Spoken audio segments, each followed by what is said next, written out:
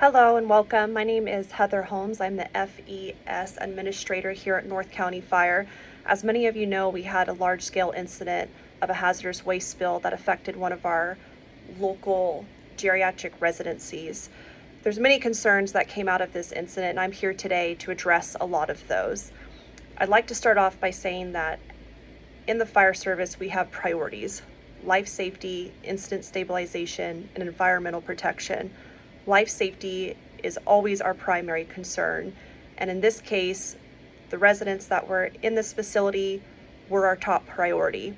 Did things go how we wanted to? Absolutely not. Do we have a need for improvement in some areas? Absolutely. There's several issues that the community has brought to my attention as far as the environmental aspect. We lost a large fish population, which I know is never acceptable. However, when we look at risk versus gain in a situation like this, we choose life safety of these residents, and unfortunately, we have to suffer the aftermath of how we handled this situation. For the men and women who went in and began evacuating residents, I applaud you. Through HAZWOPER and our training, these individuals were not fully qualified, nor did they have the appropriate resources, such as protective gear, to be performing these duties. However, they risked their own bodies and safety to do so, and for all of them, I commend them. It is incredible that we did not have a single life lost, and I think that is something to really appreciate and to focus on in this tragedy. The reason for these negligent and concerning reactions to this incident is that we have some training issues. We have personnel issues. We have some issues with HAZWOPER and training, and all of these have accumulated to how we handled this incident. I can only blame myself and the administration for these shortfallings, but I want the community to understand we are not working with the correct number of firefighters on the first due engine. We should have 4, we only had 3.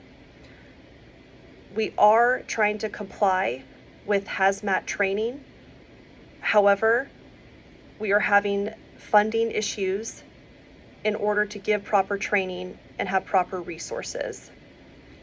That is why the personnel entered the hot zone without correct training, without correct operation knowledge, or emergency response training. We want to make this highlight the shortcomings that we have. We take the responsibility of what has happened. However, we also need the community and city support in making sure that our organization is prepared for an incident such as this. If it's in any consolidation, we have reached out to EPA and we have discussed about doing a fish rehabilitation program in order to restock the lost fish through this incident.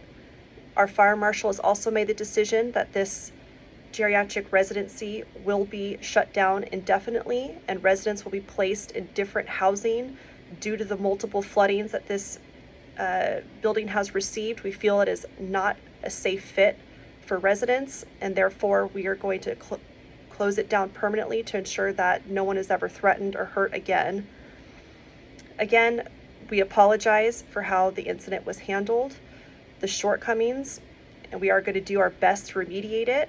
However, for the issues that I have mentioned regarding training and resources and funding, that is something that we are going to need support from the community and city to ensure that we can respond safely and in an effective manner where our community will never face an incident like this again. I appreciate your time. Any further questions or concerns, you can email or call my office. Thanks again.